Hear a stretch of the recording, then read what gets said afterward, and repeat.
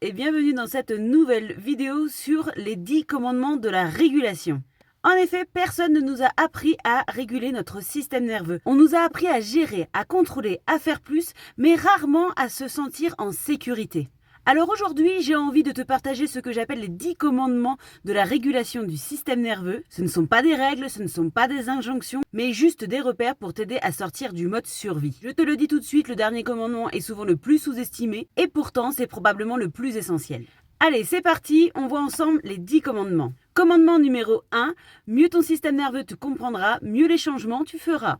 En effet, comprendre comment on fonctionne, comprendre son système nerveux, pourquoi on a dû mettre les choses en place, c'est déjà commencer à se réguler. Pourquoi ? Parce que quand on comprend les choses, c'est beaucoup plus facile de pouvoir agir dessus. On redevient acteur de ces changements. On n'est pas là juste pour appliquer les choses qu'on nous aurait dit et sans en comprendre vraiment le sens. Comprendre nos réactions aujourd'hui, ça nous permet aussi de baisser notre culpabilité et la pression qu'on peut se mettre. Parce que voilà, on comprend le fonctionnement de notre système nerveux et on comprend en fait que tout ce qu'on a mis en place jusqu'aujourd'hui, ce ne sont pas des choix. Ce sont des modes de survie qui se sont enclenchés tout simplement pour nous protéger. Et chose que tu peux faire dès aujourd'hui, c'est d'observer tes réactions, essayer de les comprendre, mais surtout ne pas les juger. Commandement numéro 2, des espaces de sécurité tu créeras, de la survie tu sortiras.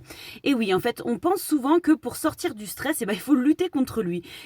Pas du tout. En fait, plus on va lutter contre le stress et plus en fait, on va libérer d'énergie dans ce stress et ça va continuer clairement à nous épuiser. Le corps, lui, il a besoin de moments où il ne se sent pas menacé. La régulation ne se fait pas dans l'urgence ou dans la lutte, elle se fait quand on a assez d'espace de sécurité intérieure pour pouvoir vivre et non survivre. Alors pour sortir de ce cercle vicieux de la lutte contre le stress qui mène à l'épuisement, il est peut-être plus judicieux de créer des espaces où le corps se sent assez en sécurité pour pouvoir se détendre et se relâcher. Commandement numéro 3, arrête de devoir faire mieux ou de faire plus, tu croiras. On a tendance en fait quand on vit du stress chronique à se mettre une pression de dingue. Tout simplement parce qu'on perçoit le fait de changer, de se développer, d'évoluer avec la volonté. Et donc pour avancer en fait on se met un peu dans le fait de prouver les choses et c'est souvent accompagné de il faut, je dois. Et le problème c'est que quand on vit du stress chronique et qu'on est clairement épuisé, cette pression en fait c'est complètement l'inverse de ce qu'il faudrait faire pour se sentir mieux. Et du coup au lieu de ralentir parce que clairement tu es épuisé, tu vas plutôt miser sur l'exigence, chose qui a clairement entretenu ta dérégulation.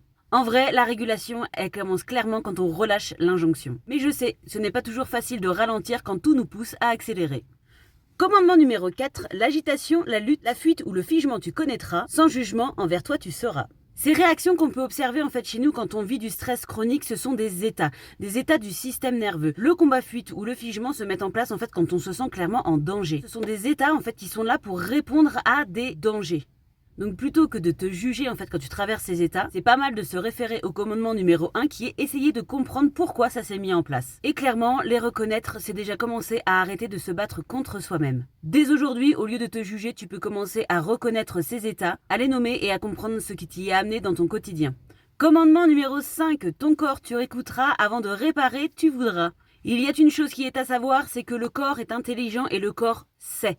Malgré tout, parfois, pour survivre, on a été obligé de s'en éloigner, tout simplement pour se protéger. Alors progressivement, il est important de se reconnecter à son corps en douceur, afin d'être à l'écoute de ses signaux, de ses messages et de ses besoins. Aussi, le corps n'est pas quelque chose à corriger, à contrôler, à maîtriser. Il est vraiment très important de le voir dans la régulation et dans la vie quotidienne comme un allié, pas comme quelque chose qui est là pour nous ralentir. Si le corps dysfonctionne et nous donne des signaux d'alerte, c'est bien qu'il est là pour nous informer de ce qui se passe à l'intérieur et aussi pour nous protéger. Commandement numéro 6. Pour le soutenir, plante tes compléments. Avec justesse, utiliser tu pourras. Il est important de comprendre que non, le corps n'a pas forcément besoin qu'on fasse les choses à sa place par la prise de plantes ou de compléments alimentaires.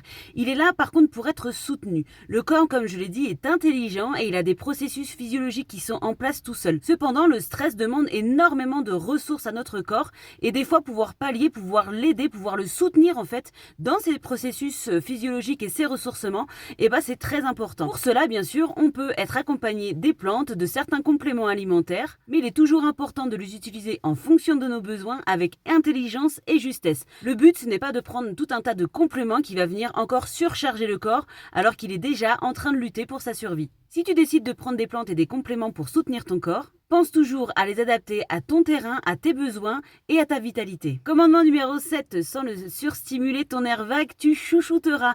Et oui, le nerf vague, c'est un nerf qui est très long et qui est un réseau de communication entre le cerveau et le reste de notre corps. On pense souvent en fait que c'est notre cerveau qui envoie des signaux à notre corps. Eh bien non, la majorité de ces échanges se font dans l'autre sens, c'est-à-dire que c'est notre nerf vague qui va venir scanner notre corps et qui va envoyer les signaux au cerveau. Il faut aussi savoir que le nerf vague nous permet d'enclencher le système parasympathique qui est un système freinateur dans lequel on va pouvoir se reposer et amorcer la récupération. Alors le chouchouter et mettre en place des exercices que tu peux retrouver dans mon livre Équilibre, ça va te permettre de prendre soin de ton nerf vague et donc de ce réseau de communication et mieux enclencher ton système de repos et de récupération. Commandement numéro 8, tes traumas, tes émotions et ton chemin en considération tu prendras. Dans Équilibre, j'approfondis justement la relation qu'il peut y avoir entre ce qu'on a vécu, nos traumas, nos émotions et nos états actuels. Notre histoire compte car ce qu'on a vécu a laissé des empreintes dans notre corps. C'est vraiment important en fait de comprendre ces liens, les systèmes qui ont dû se mettre en place et comment ils impactent la personne qu'on est aujourd'hui. Il faut savoir que être stressé au quotidien n'est pas un choix, ça répond en fait à des choses que l'on a vécues et des systèmes d'adaptation qu'on a dû mettre en place pour y répondre. Aussi, chaque histoire est unique, donc il est complètement contre-productif de se comparer aux autres. Commandement numéro 9, les tout petits pas, jamais tu ne sous-estimeras. Avec un système nerveux dérégulé, clairement, il faut y aller vraiment très progressivement. Pourquoi ? Parce que des changements trop brusques, trop importants, vont activer les voyants rouges de notre système nerveux qui, clairement, va faire blocos parce que lui, il est en train de jouer pour la survie, donc il a autre chose à faire que de mettre des changements en place.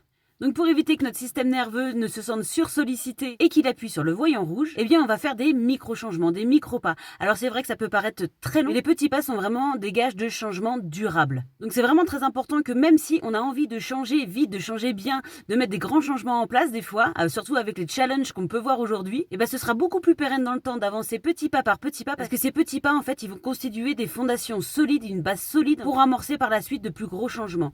Il ne faut pas oublier que quand on est dérégulé, on manque d'espace intérieur de sécurité et que des grands changements risquent de nous mettre encore plus en alerte. Alors valorisons les petits pas pour une intégration de la régulation qui dure dans le temps et qui est solide et profonde. Commandement numéro 10, qui est le commandement qui est souvent trop sous-estimé et pourtant il est d'une importance capitale. Ce commandement, c'est la douceur et la bienveillance au cœur de ta dynamique, tu placeras. Et oui, il faut comprendre que quand on vit un stress chronique, ça veut dire qu'on a vécu souvent des choses qui ont fait qu'on a dû mettre en place des réponses d'adaptation. Et en fait, dans l'urgence, on n'a pas reçu, on n'a pas su s'offrir de la douceur et de la bienveillance. Et pourtant, vivre dans le stress chronique et la dérégulation, c'est vraiment quelque chose d'épuisant, mais surtout de dur. Et c'est parfois sans en avoir conscience de la maltraitance que l'on s'inflige, parce que après tout, ce n'est que nous. C'est primordial de se regarder avec de la bienveillance et de s'offrir beaucoup de douceur dans ces changements. Quand on est dans ces états, on a souvent une perception erronée de nous. On s'est souvent beaucoup jugé, parfois infligé des pensées malveillantes. Alors on a besoin de changer de perspective, de se respecter et de s'offrir un minimum de considération, de douceur et de bienveillance. Sans ces dynamiques, on perpétue ce qui nous a poussé à entretenir la dérégulation et le stress chronique. Voilà pour les 10 commandements qui, je le rappelle, ne sont pas des règles à suivre, mais des repères et des bases profondes pour revenir à l'état de sécurité. Si un de ces commandements t'a parlé, dis-le moi en commentaire. Et si tu veux, dis-moi aussi lequel est le plus difficile à mettre en place pour toi aujourd'hui. On se dit à bientôt pour une prochaine vidéo. En attendant, prenez soin de vous.